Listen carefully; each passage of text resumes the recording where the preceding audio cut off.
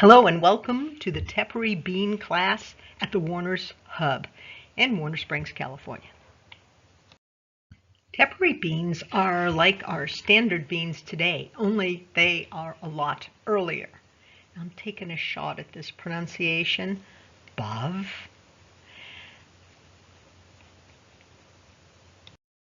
I'm very excited about these beans. Why? Climate resilience. They're high in protein, low in glycemic index, and they're pretty easy to grow. What is not to love here?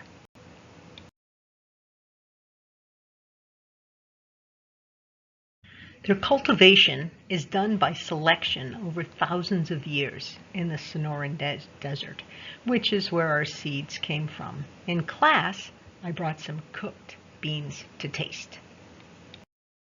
I'm always looking for plants that can handle a hotter climate as we slowly drift in that direction. Our foods must be easy, tasty, and nutritious. So maps like this are helpful. Always feel free to pause and read this more dense texts. Costa Rica and American Southwest date back to pre-Columbus times of 6,000 years ago. Cultivation methods also chose bean colors in association to tribes. Native Seed Search in Tucson is an amazing place. Dorothy runs a native garden in the Los Coyotes Reservation. She took the beans there and grew them. So remember to always keep a few to plant next year or to share with others. Our common green bean is called Phaceolus vulgaris, and it is an unripe fruit. I hate to make that sound so bad. It's not really. Our teparies are technically called Phaceolus articifolius. These technical names help us to differentiate plants.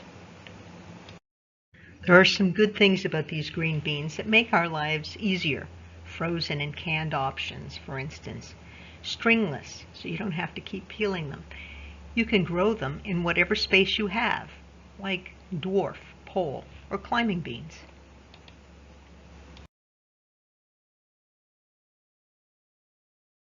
The Tepary growing nature in the wild is monsoonal, meaning rains that come strong and a lot at specific times.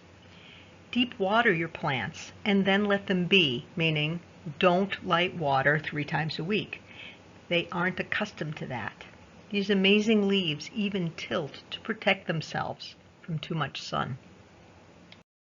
We have spoken before about companion planting. That's how some plants help each other, and some can cause dysfunction. For the Tepary, they like corn and okra.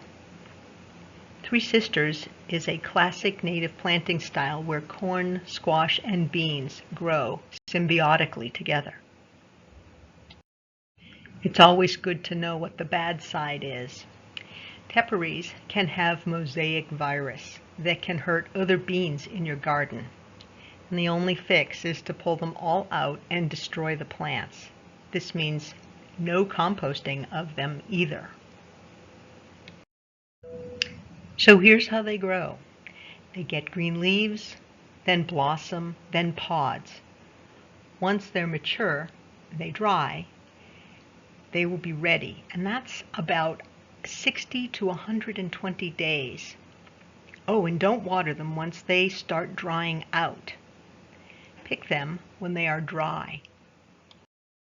When there is a lot of dry pods on the plant, but before they open, cut it down to soil level.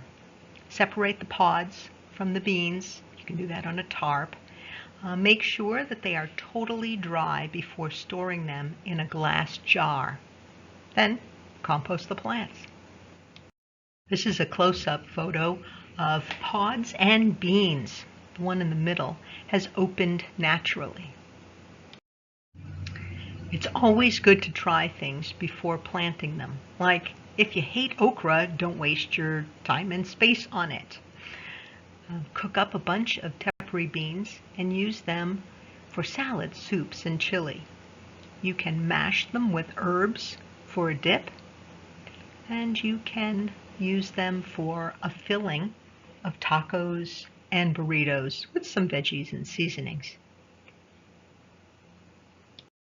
This is just a quick shout out to these great folks. Here's just a quick example of what the packages look like. I love the slow food movement. It's simply the opposite of fast food. Sitting and taking in an amazing meal is so much nicer than dashing around. You might be thinking this is an organization only supporting vegetables, but no, it's animals too. They brought back to existence and popularity certain turkeys, pigs, and cows. These are true chefs. This is my last slide, and I am compiling a list of all of the links that I have used as handouts in the class. So please check that out at some point. And thanks so much for joining me in the lesson for Teparys. My name is Nina Karavasilis. Okay, thanks.